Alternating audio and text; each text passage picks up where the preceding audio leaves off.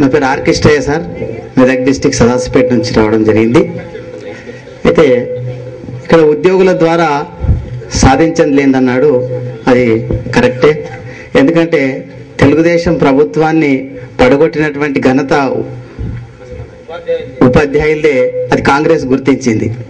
అయితే కాంగ్రెస్ కూడా అనుకున్నది ఉపాధ్యాయుల ద్వారానే నేను విజయం సాధించిన అనేది, కానీ పూర్తిగా మోసపూరితం వహించింది.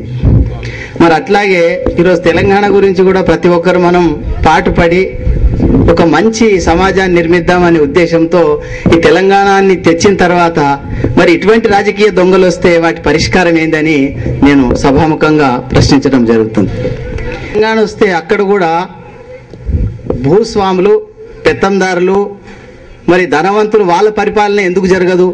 ఈరోజు డబ్బున్నదే రాజకీయం జరుగుతుంది కాబట్టి అక్కడ బడుగు బలహీన వర్గాలకు జరిగినటువంటి లాభం ఏంటిది అనేది కూడా మనం ఆలోచించవలసినటువంటి విషయం.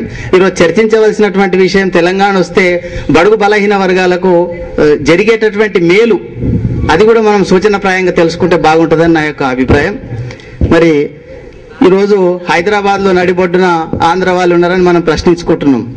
మనకు ఆంధ్ర వాళ్ళు ఎప్పుడైనా అడ్డం వచ్చిండ్రా? మనం ఎందుకు రాలేదు? ఈరోజు ఆంధ్ర వాళ్ళు మా ప్రాంతం వచ్చి అనేక రకాలైన భూములు కొంటున్నారు, పత్తులు పెట్టుకుంటున్నారు. వాళ్ళు మనలాంటి రైతులను ఉత్తేజపరుస్తున్నారు. ఈరోజు ఒక రైతుకు నేను ప్రశ్నిస్తే అంటున్నాడు, నిజంగా సార్ ఆంధ్ర ఆయన వచ్చిన నుంచే నేను ఇప్పుడు 1 లక్ష పంట తీసిన అంటున్నాడు. మరి దాన్ని ఎందుకు నమ్మొద్దు మనం? అక్కడ ఎక్కడ లోపం జరిగింది? మన వాళ్ళు సోమరిపోతుల్లాగా తిని పండుకుంటున్నారని మనం కూడా ఒప్పుకుంటున్నాం. ఒకసారి బీడుపడ్డటువంటి భూములను వాళ్ళు ట్రాక్టర్లతోటి మంచిగా సాగు చేసి వాళ్ళు ఈరోజు బాగా పంటలు పండించడం జరిగింది. వాళ్ళది అనుగుణంగానే ఇప్పుడు మన వాళ్ళు కూడా అటువంటి పంటలను పండిస్తున్నారు. వాళ్ళు రైతులను ఆవేదిస్తున్నారు. వాళ్ళు వచ్చిన నుంచి మేము కూడా ఇక్కడ అంతా ఆ పంటలను నేర్చుకున్నాం సార్ అన్నారు. మరి మన వాళ్ళకి హైదరాబాద్ నగరం మనదే అంటున్నాం ఎన్ని రోజులు, మరి మనం ఎందుకు నడిబొడ్డున అభివృద్ధి జరగలేదు? మరి దీని గురించి కూడా మేధావులు వివరణ ఇవ్వాల్సిందిగా కోరుతున్నాను. ఒక సమాధానం. మొదలు రాజకీయ నాయకులు ఒకరు పోతే ఒకరు వస్తే దొంగలు ఉంటే రాజకీయ పార్టీల స్వభావం అట్లాంటిది అని మొదలే ఈ ఉపన్యాసంలో చర్చ అంతా అదే నిజానికి. అయితే రెండో విషయం ఏంటంటే బడుగులు బలహీన వర్గాలు తెలంగాణ వస్తే బడుగులు బలహీన వర్గాలకు బహుజనులకు ఏమన్నా వస్తుందా అనేది, తెలంగాణ వస్తే ఏమొస్తుంది అనే ప్రశ్నలో భాగం ఇది నిజానికి.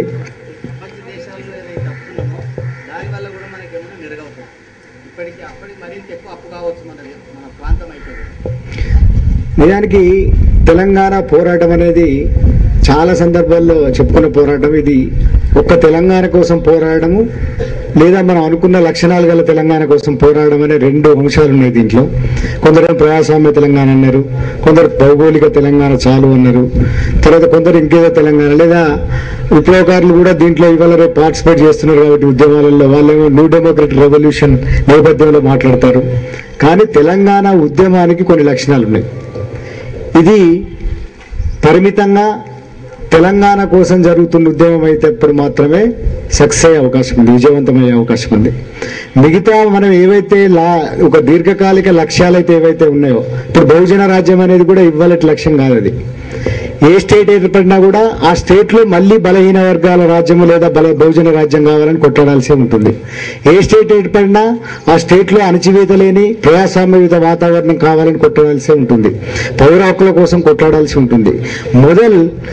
మొట్టమొదలు ఇది ఒక రాజ్యాన్ని మనం ఒక ప్రాంతంగా విడిగా ఉండి మన పాలన సాధించుకోవడానికి, మనకు స్వయం ప్రతిపత్తి కలగడానికి వీలుగా ఒక రాష్ట్రాన్ని విడగొట్టమని చెప్తున్న విషయం కాబట్టి దీనిలో ఇతర అంశాలైన బహుజనము లేదా లేకపోతే విప్లవ అది న్యూ డెమోక్రటిక్ రెవల్యూషన్ నేపథ్యము లేకపోతే ఇంకొక కొన్ని నేపథ్యాల గురించి మనం అంటే ఇది ముందుగా సక్సెస్ అయ్యే అవకాశం లేదు కనుక తెలంగాణ వస్తే చాలు తర్వాత ఆలోచిద్దాం అనేదే ఇప్పటి వరకు అయితే అందరూ అనుకుంటున్న ఒక వాస్తవం. అట్లాగే ఈ భ్రమ కూడా అక్కర్లేదు. తెలంగాణ వచ్చిన వల్లే బహుజన రాజ్యం వస్తుందని కానీ, తెలంగాణ వచ్చిన వాళ్ళనే ఎన్కౌంటర్లు లేని ప్రజాస్వామ్య వాతావరణం వల్ల అది వస్తుందని కానీ ఎవరు భ్రమలు పెట్టుకోవద్దండి. అట్లాగే ఇప్పుడున్న సెక్షన్స్ పొలిటిక్స్ లో అయితే ఉన్నవాళ్ళు భూస్వామ్య వర్గాల ప్రతినిధులు అనేది వాస్తవమే. వాళ్ళు వచ్చినాక హఠాత్తుగా శ్రామిక వర్గ సంయోజన రాజ్యం అయితే రాదు, వాస్తవమే. కానీ వీటన్నిటికీ మించి ఇతరేతర అనేక దోపిడీ పద్ధతులు ఆ అణచివేతలు, వివక్షలు వలసవాదం వల్ల జరుగుతున్నాయి కాబట్టి, అంతర్గత వలస వల్ల జరుగుతున్నాయి కాబట్టి, ఆంధ్రుల పెత్తనం వల్ల జరుగుతున్నాయి కాబట్టి, ఆంధ్రుల పెత్తనం వల్ల వలసవాదం వల్ల ఇక్కడున్న నీళ్లను తరలించకపోవడం సులభం అవుతున్నది కాబట్టి, ఇక్కడున్న భూములను ఆక్రమించుకోవడం సులభం అవుతున్నది కాబట్టి, మొదలు వాళ్ళ నుంచి మనకి రాష్ట్రం విడిపోవాలని ఆశించడం అనేది మొట్టమొదటి ప్రయోజనంగా ఉద్యమం ఉంటే బాగుంటుందని మా సూచన. ఇంకొక ప్రశ్న, ఇంకొకటి ఏంటంటే అబద్ధము, తప్పు.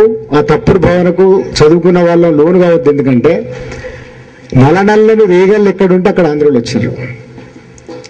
ఈ రేగళ్ళు పెట్టుకున్నప్పుడు రాలే, బాగా ఆలోచించండి. నీళ్ళు వచ్చినప్పుడు వచ్చింది, గోదావరి పంట వచ్చింది, గోదావరి కాలువల పంట వచ్చింది.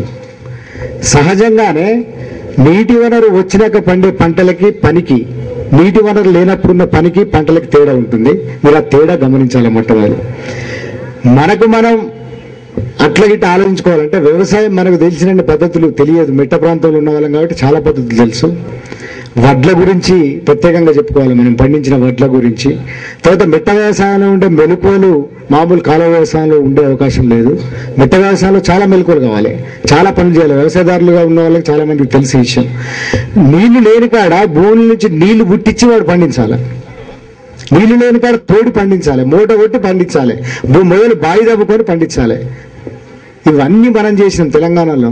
నీళ్లు కాలువలు బారేదాని పంటలు పండించడం గొప్ప కాదు. మా నాయన కూడా ఈ మాట అంటాడు. మా నాయన వ్యవసాయదారా, మా నాయన ఈ మాట అంటాడు. అవురా మనోళ్ళు ఎక్కడ పని చేస్తారో, ఎక్కడ అంగపడతారో అని. మా నాయనకే తెలియదు ఏంటంటే జీవితాంతం మా నాయన పొలం పనితోటే కునారెళ్ళిపోయాడు మనిషి. పెట్ట వ్యవసాయం, కాలువలు రాలేప్పుడు. కాలువలు వచ్చినాక ఎంత సుఖమునో తెలిసింది మా నాయనకి. కాలువలు వచ్చినాక ఏమిటో కాలువలు నీళ్లు చూపుకున్నాడు, అవి వారుతూ ఉంటే పంట పండుతుంది. 6 నెలల్లో వచ్చిపోతుంది కథ. మొక్కజొన్న ఏరి కావాలి పండబోర్రి, జొన్న ఏరి పిట్టలు కాబోర్రి, నీళ్లు 3 గంటల రాత్రి పోయి కాలువలు నీళ్లు కట్టుంది. అప్పుడు వ్యవసాయం గురించి తెలుసు. ఎవరికి తెలుసు ఆ వ్యవసాయం? మనకి తెలియదు ఆ విషయం. కాలువలు నీళ్లు పారించుకుంటే ఎట్లుంటే శ్రీరామ్ సాగర్ కాలువలు వచ్చినాక మాకు కూడా తెలిసింది. కరెంట్ వస్తే ఎంత సౌకర్యం మాకు కూడా తెలిసింది. మూట కొడితే ఎంత కష్టమో మాకు తెలుసు. పొద్దుగాల 4 గంటలకు మూట కట్టుకొని పోతే కొట్టుకుంటే నీళ్లు వారకపోతే ఒక్క కాడ వెళ్తే నీళ్లు వారాయి. ఒక పోరాడు అక్కడ కట్టాలి, వీడు కొట్టాలి, ఆమె దేవాలి, ఊడేయాలి. ఇవన్నీ ఎక్కడి పద్ధతులు? మెట్ట వ్యవసాయం పద్ధతులు. ఇవన్నీ యాతనకు సంబంధించిన. వ్యవసాయంలో దాన్ని ఏమంటారు, మట్టిని పిండి నెత్తురు బిండి తెస్తేనంటారు. నిజమైన అర్థంలో నెత్తురు బిండి తేవడం అన్నట్టు పంటని. కాలువలు చూపించుకొని ఎవడైనా పండించుకుంటాడు, ఎవడైనా పండించుకోవచ్చు. ఎందుకంటే ఇప్పుడు మనకు తెలుస్తున్నది, శ్రీరామ్ సాగర్ వచ్చినాక మాకు తెలిసింది ఆ విషయం. ఏమున్నది, వాడేవాడో కాలువ వారిచ్చే, అదేదో ఇట్లా తాగితే అటు బాగా అది 6 నెలల్లో వరి పంట వచ్చిపోయి పనే లేకపోయి. మొక్కజొన్న కానీ, పునాస పంటలు కానీ, పెసళ్ళు కానీ, మిగతా తోటలు కానీ, మిరప తోట కానీ, మిగతా పెట్టినాక కాలాన్ని చూడండి, ఒక్క వరి కాలాన్ని చూడండి. మొక్కజొన్నకి ఎంత యాత్ర ఉంటాయి. కాలువగా చివరికి నువ్వు నిర్లక్ష్యం వహించి ఒక్క రాత్రి పండబోకపోయినా కూడా అది పొరకపొడు కావచ్చు. పందులు వస్తే పొరకపొడు అయిపోతుంది, కూర్చుంటే అయిపోతుంది, పంట అయిపోతుంది. అందువల్ల మనం ఈ భ్రమలని ప్రచారం చేసిన భ్రమలు ఇవి. మన ఆయన కూడా ఉన్నాయని చెప్తున్నా కానీ స్వయంగా, కానీ తప్పు, చాలా తప్పు. మనల్ని మనం కించపరచుకోవడం, మన వ్యవసాయాన్ని మనం కించపరచుకోవడం. అట్లాగే శ్రీరామ్ సాగర్ వచ్చిన తర్వాత మా దగ్గరనే ఉదాహరణలు ఉన్నాయి. ఆంధ్ర వాళ్ళు తీసిన పంటల కంటే చాలా ఎక్కువ పంటలు తీసిన వాళ్ళు మన వాళ్ళు ఉన్నారు. అది పెద్ద విద్య కాదు. వ్యవసాయం అనేది శ్రమించి పనిచేసింది వీళ్ళు. నాటు వ్యవసాయం అని అంటాం కదా, అది చేసింది వీళ్ళు. కష్టపడ్డ వ్యవసాయం చేసింది వీళ్ళు.